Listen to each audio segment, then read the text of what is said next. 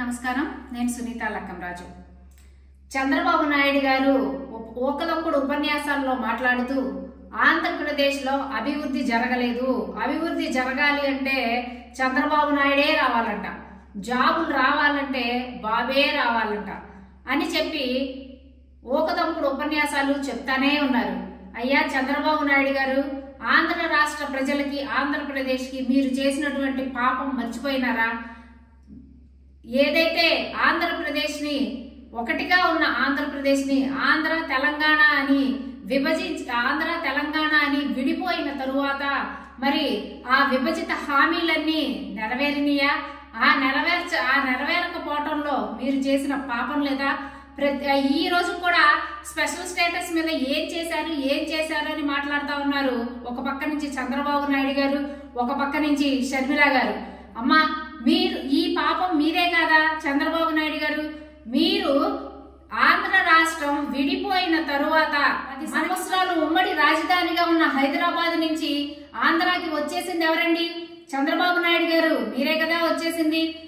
తరువాత విభజన చట్టంలో ఉన్న హామీలన్నీ అమలు కావాలి అని అంటే కేంద్రం దగ్గర నుంచి స్పెషల్ స్టేటస్ ని పొందవలసి ఉన్న తరుణంలో మీరు ఏం చెప్పారు?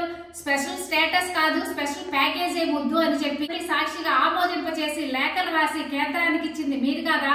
మరి స్పెషల్ స్టేటస్ ఆ రోజు వద్దు అని ప్యాకేజీ కోసం వెంపర్లాడింది మీరు కాదా? అదే స్పెషల్ స్టేటస్ మీదే ఆ రోజు నిలబడి ఉన్నట్లయితే, మనకి ఆంధ్రప్రదేశ్ కి స్పెషల్ స్టేటస్ వచ్చినట్టయితే మరి మనకి ఎన్ని పరిశ్రమలు వచ్చాయండి? స్పెషల్ స్టేటస్ వల్ల వచ్చే రాయితీలన్నీ కూడా ఈ రోజు రాకుండా పోయినాయి కదా. మరి స్పెషల్ స్టేటస్ ఉంటే కేంద్రం ఇచ్చే బడ్జెట్ లో 30% అనేది ఈ స్పెషల్ స్టేటస్ ఉన్న రాష్ట్రాలకే నిధులు కేటాయిస్తుంది అనేది వాస్తవం కాదా? అవన్నీ కూడా ఆంధ్రప్రదేశ్ కి రాకుండా పోవటానికి మీరు కారణం కాదా? విభజిత హామీలలో కూడా మరి కేంద్రం మనకు చేసిన హామీల సంగతి ఆ రోజు మీరు ఎందుకు పట్టించుకోలేదు?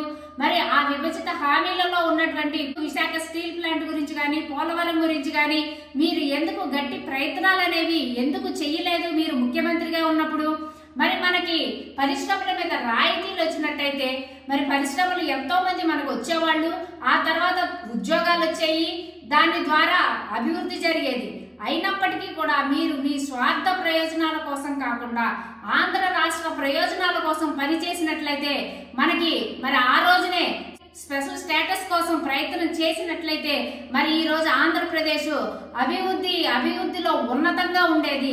మరి ఒక పక్కన చూసినట్టయితే పవన్ కళ్యాణ్ గారు వెంటనే ఆంధ్ర రాష్ట్ర విభజిత ఆంధ్రప్రదేశ్ వచ్చిన తరువాత 6 నెలల్లోపే మరి బీజేపీతో పొత్తు పెట్టుకున్నారు. మరి బీజేపీని మెడలు వంచి ప్రత్యేక స్టేటస్ కోసం పాటుపడతానని చెప్పినటువంటి ఆయన మరి ఎందుకు 6 నెలల్లోనే బీజేపీతో పొత్తు పెట్టుకున్నారు? ఎందుకు మోదీ గారిని ప్రశ్నించలేకపోయినారు? చంద్రబాబు నాయుడు గారు ఎందుకు ప్రశ్నించలేకపోయినారు? ఎందుకు పరిశ్రమలు తీసుకురాలేకపోయినారు? అభివృద్ధి జరగలేదు అని చెప్పటానికి మీరు మీ పాపమే దానికి కారణం. పరిశ్రమలు రాకపోవటానికి, మనకి స్పెషల్ స్టేటస్ రాకపోవటానికి కారణం చంద్రబాబు నాయుడు గారే. ఒక పక్కన షర్మిల గారు కాంగ్రెస్ నుంచి స్పెషల్ స్టేటస్ కోసం ఏం చేశారు అని అంటున్నారు. మరి మీకు ఈ 10 సంవత్సరాల తర్వాత ఈ రోజు గుర్తొచ్చింది ఆ షర్మిల గారు స్పెషల్ స్టేటస్ గురించి? అది కూడా మీరు కాంగ్రెస్ అధ్యక్షురాలు అయిన తర్వాత. మీరు గతంలో అసలు కాంగ్రెసే కదండి ఆంధ్ర రాష్ట్రాన్ని విడగొట్టిన పాపం, అప్పుడు గుర్తుకు రాలేదా మీకు? ఇవన్నీ కూడా వీళ్ళందరూ కూడా ఒక పక్కన పవన్ కళ్యాణ్ గారు, ఒక పక్కన చంద్రబాబు నాయుడు గారు బీజేపీతో పొత్తుల కోసం ఉర్రు తొలగుతా ఉంటే, మరి బీజేపీ ఆంధ్ర రాష్ట్రానికి అన్యాయం చేసినప్పుడు వారితో మాట్లాడకుండా వారితో ఈ రోజు పొత్తులు పెట్టుకొని మరి తర్వాత ఆ పొత్తుల ద్వారా వాళ్ళు విజయాన్ని సాధించి ముఖ్యమంత్రి అవ్వాలని చూస్తున్నారు. కానీ ఆంధ్ర రాష్ట్రానికి ప్రజలకు ఏం మేలు చెయ్యాలా అని ఆలోచించట్లేదు. ఉద్యోగాలు లేవు అని చెప్తా ఉన్నారు.